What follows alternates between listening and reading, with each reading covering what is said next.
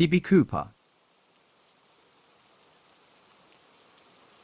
D.B. Cooper, also known as Dan Cooper, was an unidentified man who hijacked Northwest Orient Airlines Flight 305, a Boeing 727 aircraft, in United States airspace on November 24, 1971. During the flight from Portland, Oregon, to Seattle, Washington, Cooper told a flight attendant he had a bomb, demanded $200,000 in ransom equivalent to approximately $1,500,000 today, and 4 parachutes upon landing in Seattle. After releasing the passengers in Seattle, Cooper instructed the flight crew to refuel the aircraft and begin a second flight to Mexico City, with a refueling stop in Reno, Nevada. About 30 minutes after taking off from Seattle, Cooper opened the aircraft's aft door, deployed the staircase, and parachuted into the night over southwestern Washington. Cooper's true identity and whereabouts have never been determined conclusively. In 1980, a small portion of the ransom money was found along the banks of the Columbia River near Vancouver, Washington. The discovery of the money renewed public interest in the mystery, but yielded no additional information about Cooper's identity or fate, and the remaining money was never recovered. For 45 years after the hijacking, the Federal Bureau of Investigation (FBI) maintained an active investigation and built an extensive case file, but ultimately did not reach any definitive conclusions.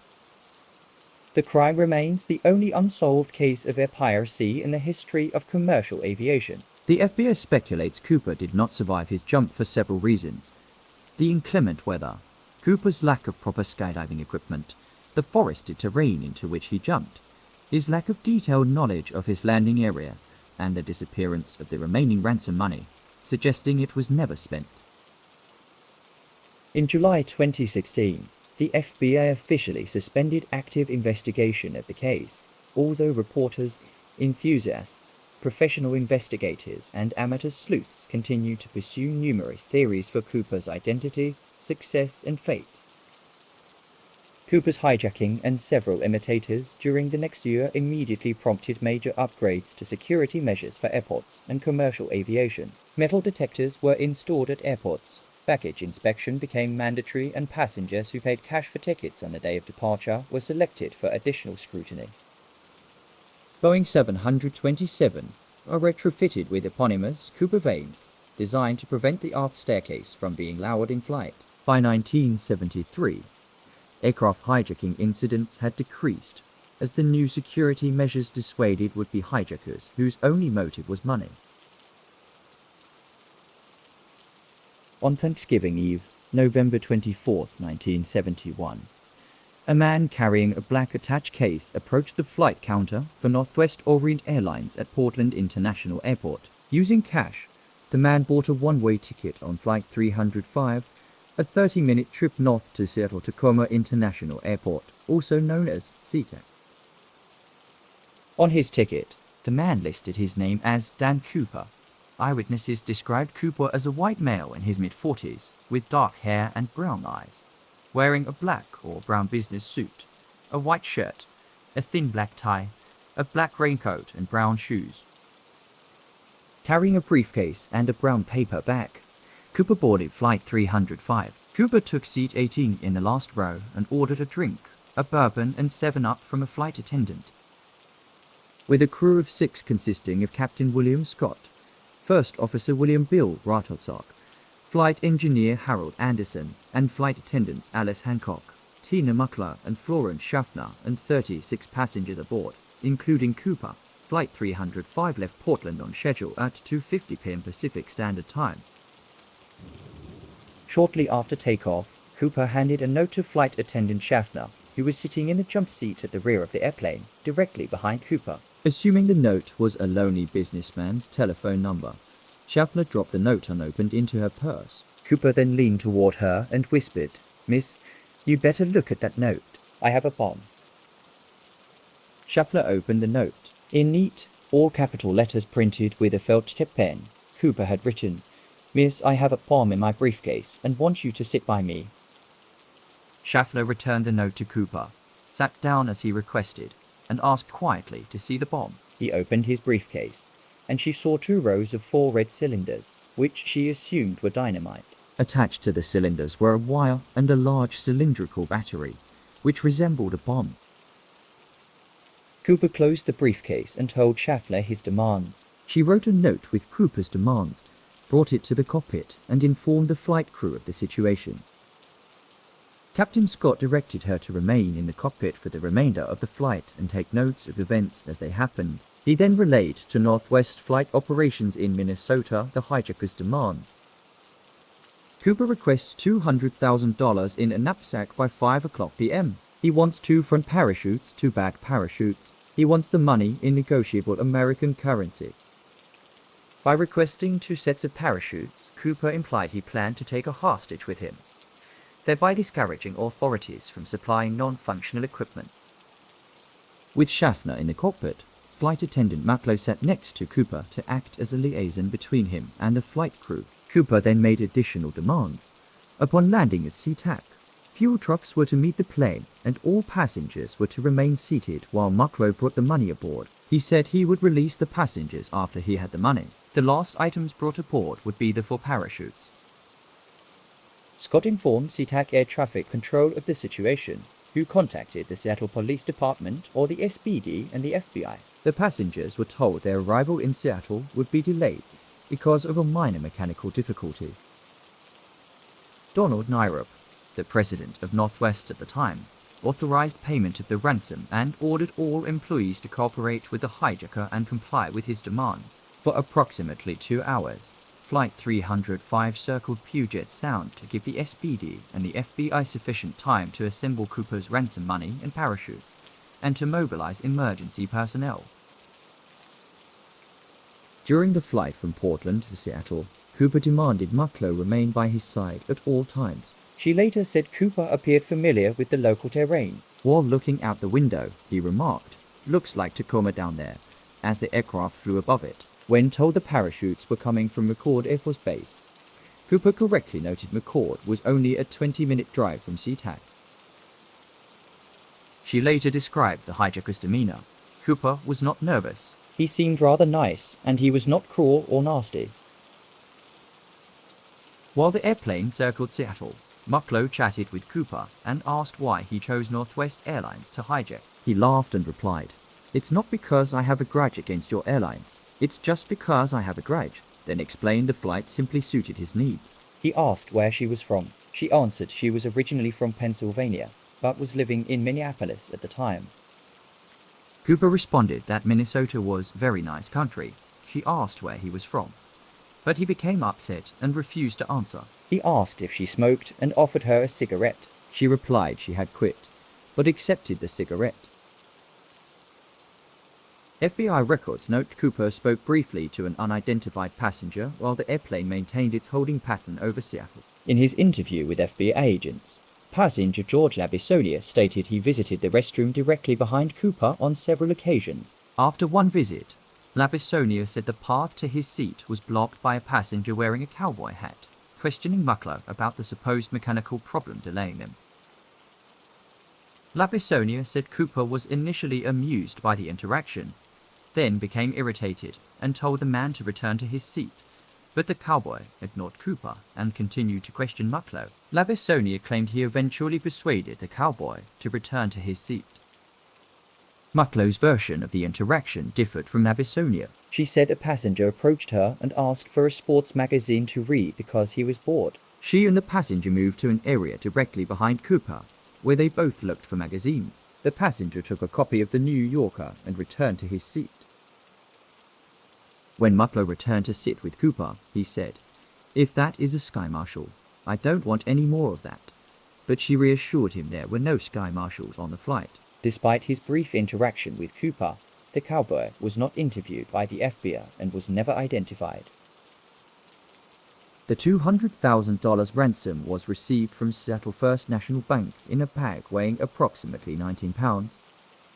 The money, 10,000 unmarked $20 bills, most of which had serial numbers beginning with L, indicating issuance by the Federal Reserve Bank of San Francisco, was photographed on microfilm by the FBI. Seattle police obtained the 2 front reserve parachutes from a local skydiving school and the 2 back main parachutes from a local stunt pilot.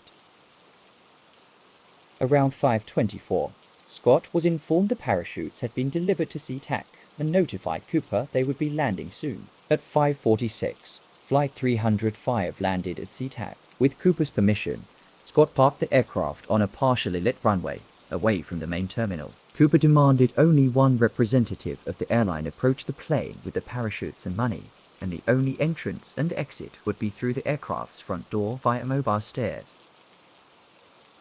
Northwest Seattle Operations Manager A.I. Lee was designated to be the courier. To avoid the possibility Cooper might mistake Lee's airline uniform for a law enforcement officer, he changed into civilian clothes for the task.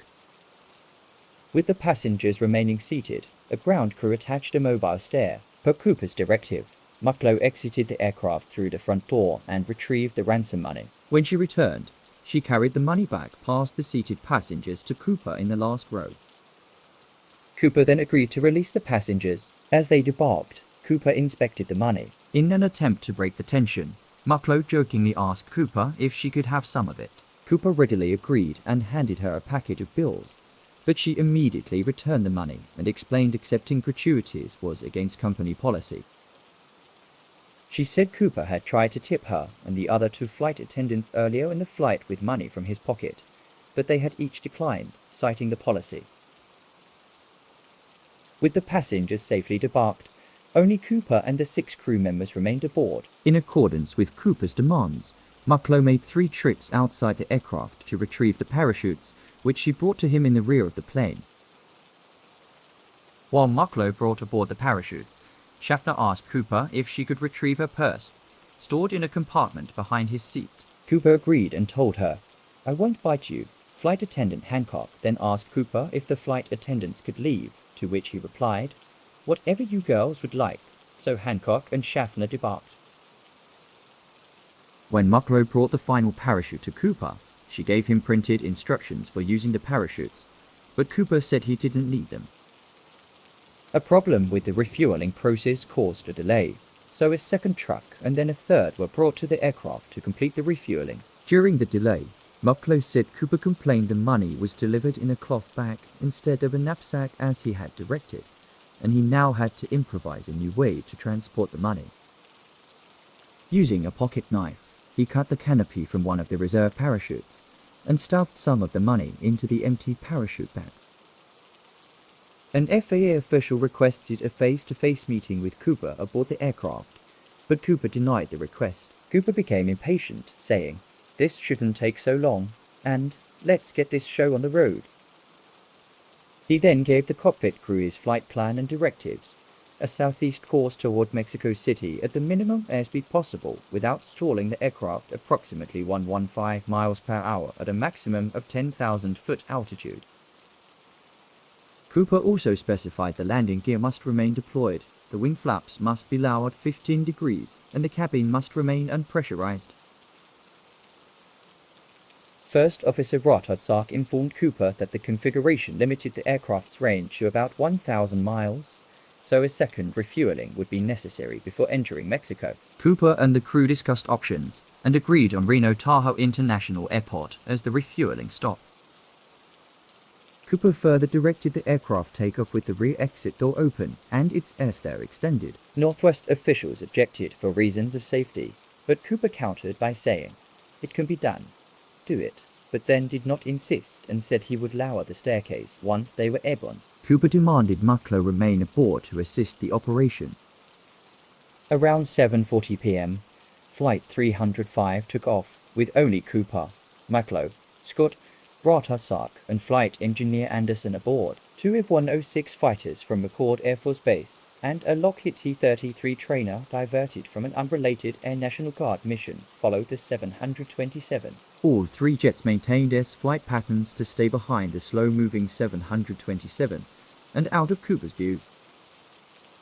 After takeoff, Cooper told Mucklow to lower the aft staircase. She told him and the flight crew she feared being sacked out of the aircraft. The flight crew suggested she come to the cockpit and retrieve an emergency rope with which she could tie herself to a seat. Cooper rejected the suggestion stating he did not want her going up front or the flight crew coming back to the cabin. She continued to express her fear to him and asked him to cut some cord from one of the parachutes to create a safety line for her. He said he would lower the stairs himself, instructed her to go to the cockpit, close the curtain partition between the coach and first class sections and not return. Before she left, Mucklow begged Cooper, "Please, please take the bomb with you." Cooper responded that he would either disarm it or take it with him. As she walked to the cockpit and turned to close the curtain partition, she saw Cooper standing in the aisle tying what appeared to be the money bag around his waist.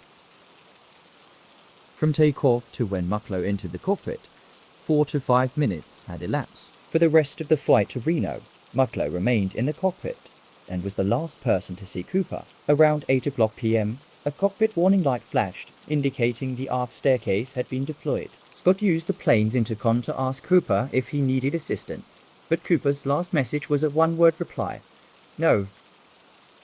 The crew's ears popped from the drop in air pressure from the stairs being opened. At approximately 8:13 p.m., the aircraft's tail section suddenly pitched upward, forcing the pilots to trim and return the aircraft to level flight. In his interview with the FBI, Ratozak said the sudden upward pitch occurred while the flight was near the suburbs north of Portland. With the aft cabin door open and the staircase deployed, the flight crew remained in the cockpit, unsure if Cooper was still aboard. Mucklow used the intercom to inform Cooper they were approaching Reno and that he needed to raise the stairs so the airplane could land safely. She repeated her requests as the pilots made the final approach to land, but neither Mucklow nor the flight crew received a reply from Cooper. At 11:02 p.m., with the aft staircase still deployed, Flight 305 landed at Reno Tahoe International Airport. FBI agents, state troopers, sheriff's deputies, and Reno police established a perimeter around the aircraft, but fearing the hijacker and the bomb was still aboard, did not approach the plane. Scott searched the cabin, confirmed Cooper was no longer aboard, and, after a 30-minute search, an FBI bomb squad declared the cabin safe.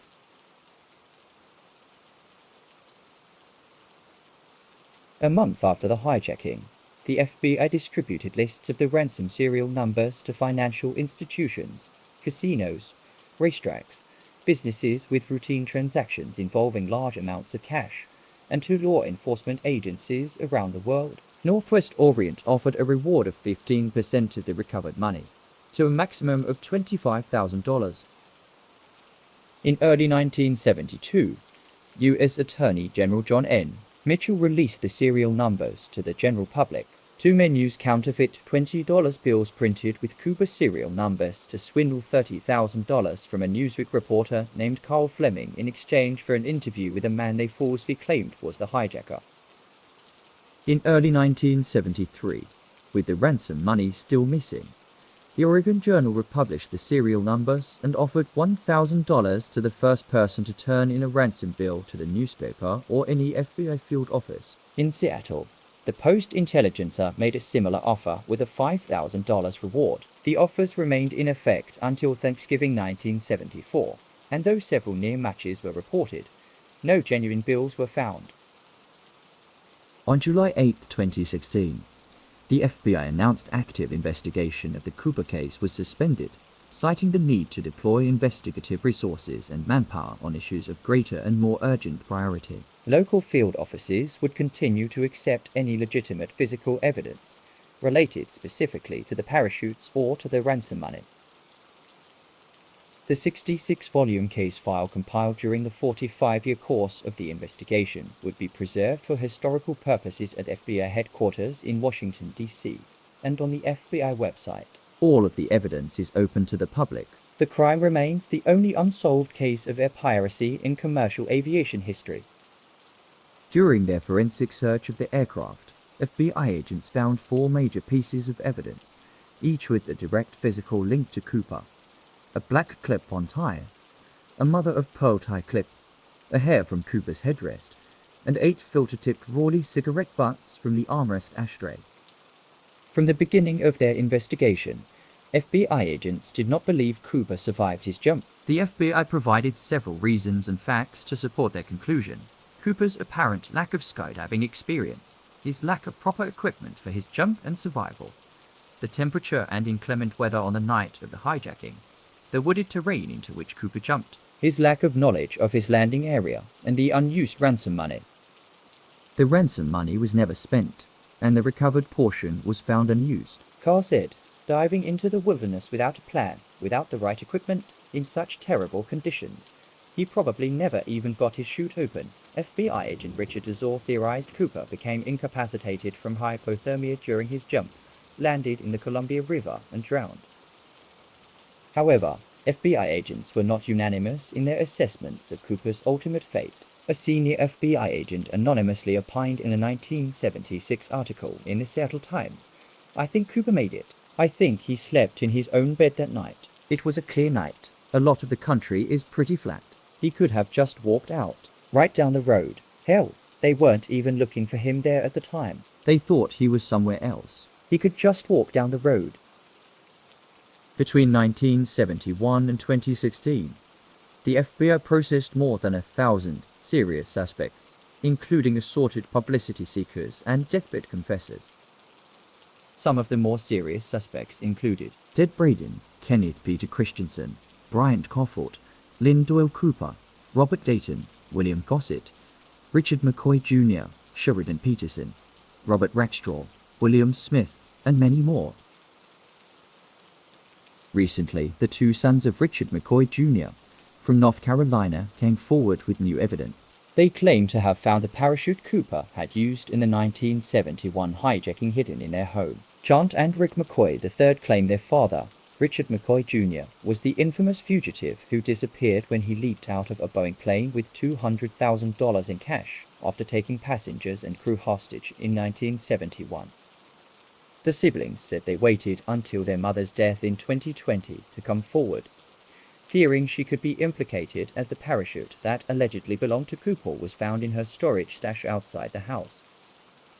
After her death, the siblings met with aviation YouTuber Dan Grider, who has seen the parachute and believes it's the very one Cooper used in 1971.